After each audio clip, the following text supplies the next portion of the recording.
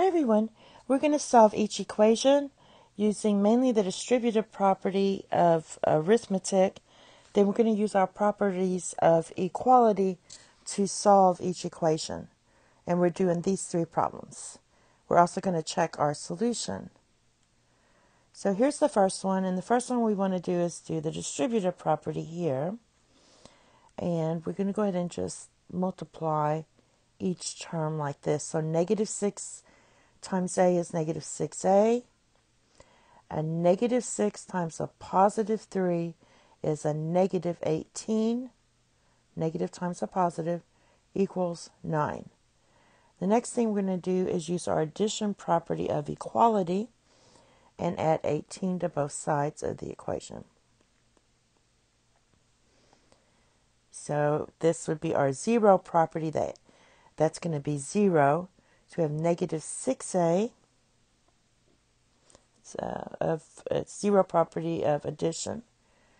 Negative 6a equals 27. All right. And if you divide both sides by negative 6, you're going to get a equals, and let me just go ahead and write all that out. So we're going to take this equation, divide each part by negative 6. That's the division property of equality. And negative 6 times negative divided by negative 6 is 1. So you have a equals negative 27 divided by 6. And you're just going to leave it like that. So that is your solution. Now we have to check it, and I'm going to plug it back into my original equation. So we have negative 6 times negative 27 divided by 6 plus 3. Does that equal 9? So if you multiply, let's do this. If you multiply these two, the 6's will cancel. Now I'm going to go ahead and multiply each piece. So this is negative 6 times negative 27 over 6. And then we're going to take whatever's in front, the operator, minus 6 times 3. Does that equal 9? All right. So what happens here is the 6's cancel. All right. And we have two negatives. Multiply two negatives, that's a positive. So you're left with a 27. So you get 27. And then you can put the minus here if you want. But 6 times 3 is 18. Or you could say negative 6 times 3 is negative 18. Does that equal 9? Well, 27 minus 18 is 9. So you have 9 equals 9. So that checks out. Whoops, sorry. So this is your solution. Okay, the next ones. Let's go ahead and distribute here.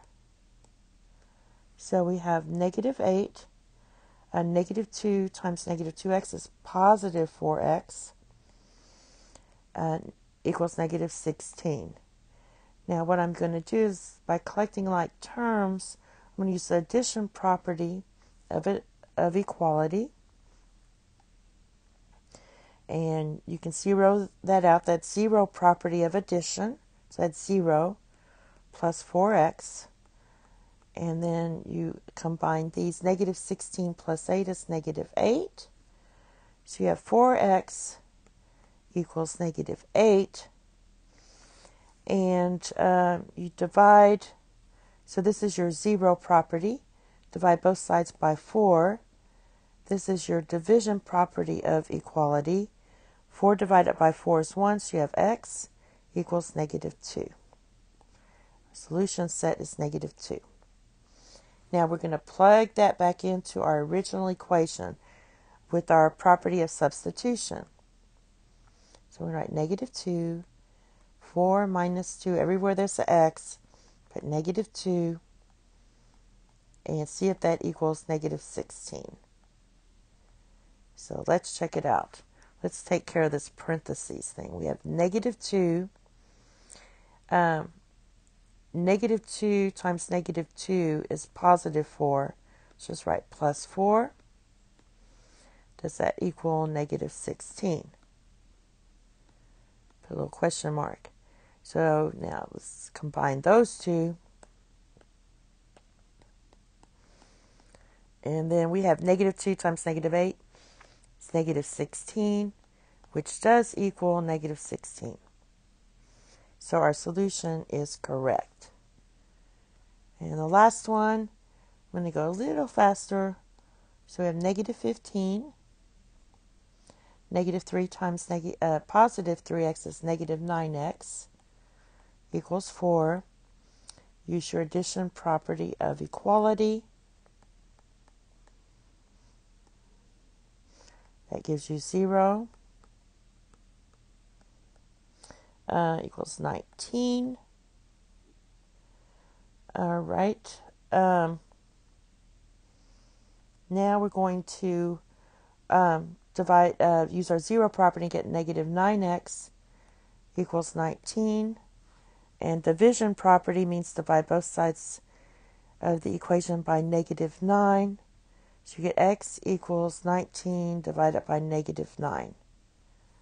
Now, let's check our solution. So I'm going to put the solution here. The solution set is 19 divided by negative 9. Now we got to substitute. Property of substitution, and everywhere there's an x, you're going to write 5 plus 3, and we have 19 divided by negative 9. And does that equal 4? So, first thing I'm going to do is take care of this little bit. 3 goes into negative 9, negative 3, so that's really negative 3.